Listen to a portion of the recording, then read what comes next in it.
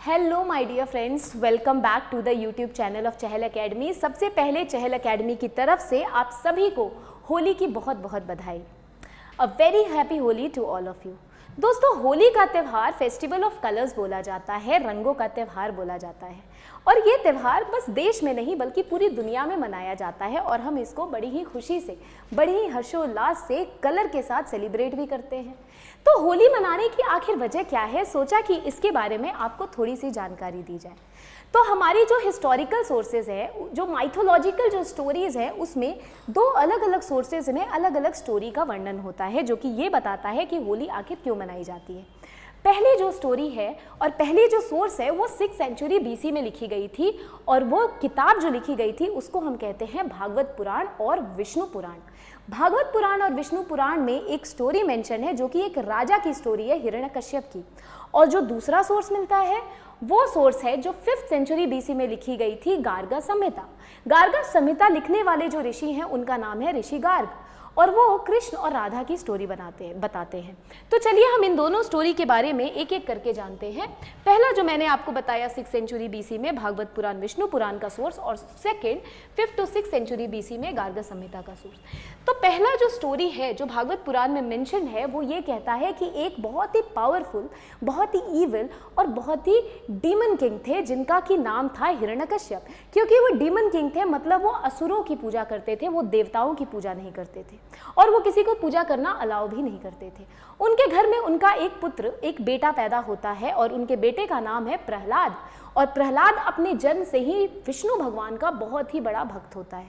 प्रहलाद के विष्णु भगवान के भक्त होने की वजह से ये चीज़ हिरण्यकश्यप को बिल्कुल भी गवारा नहीं थी और उन्होंने एक कॉन्स्पिरेसी के थ्रू अपनी बहन होलिका के साथ मिलकर प्रहलाद को जान से मारने का प्लान बनाया। होलिका जो कि हिरण्यकश्यप की बहन थी, उनको भगवान शंकर का एक अवतार मिला था और उस अवतार के रूप में उनको एक चादर मिली थी और वो चादर अगर होलिका कभी भी कहीं भी पहन करके अगर आग में बैठती हैं तो वो नहीं जलेंगी, ऐसा उनको वो अवतार था। होलिका ने सोचा कि क्यों ना प्रहलाद को इसी के थ्रू मारा जाए।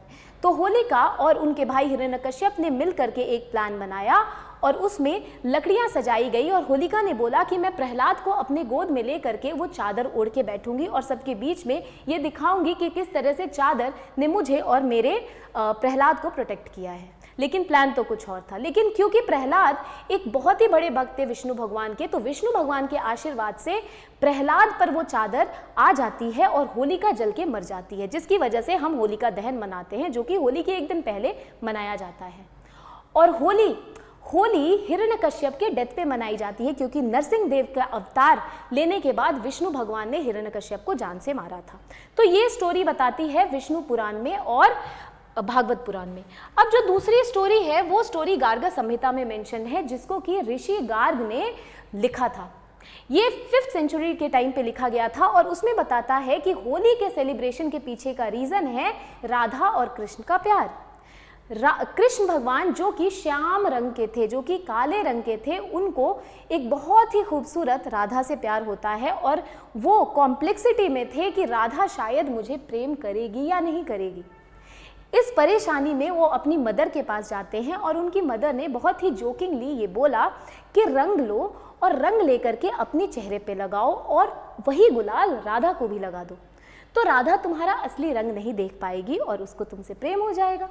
तो इन्होंने यही चीज़ किया, इन्होंने वही गुलाल ले करके राधा को लगाया और खुद के चेहरे पर लगाया और इसी गुलाल से राधा को प्यार हो गया। और उसके बाद राधा कृष्ण की लव स्टोरी तो हम सब जानते हैं। तो ये राधा कृष्ण का जो प्रेम है वो क्योंकि रंगों से शुरू हुआ था, इसीलिए हम होली को रंगों का त्यौहार बोलते हैं और रंगों के साथ इसको राधा कृष्ण के लिए मनाते भी हैं। तो ये दो स्टोरीज थी दोस्तों जो कि ये बताती है कि आखिर भारत में या पूरे देश भर में ये होली का त्यौहार इतने जश्न से क्यों मनाया जाता है। आई होप आपको आज का वीडियो अच्छा लगा होगा। अगर आपको वीडियो पसंद आया है तो प्लीज़ लाइक करें और चहल एकेडमी को इसी तरीके के informative content, current affairs related सारे डाइवर्स वीडियोज़ के लिए ज़रूर सब्सक्राइब करें। लाइक और सब्सक्राइब करना ना भूलें। मैं आपसे जल्द ही दूसरे वीडियो में मिलूंगी।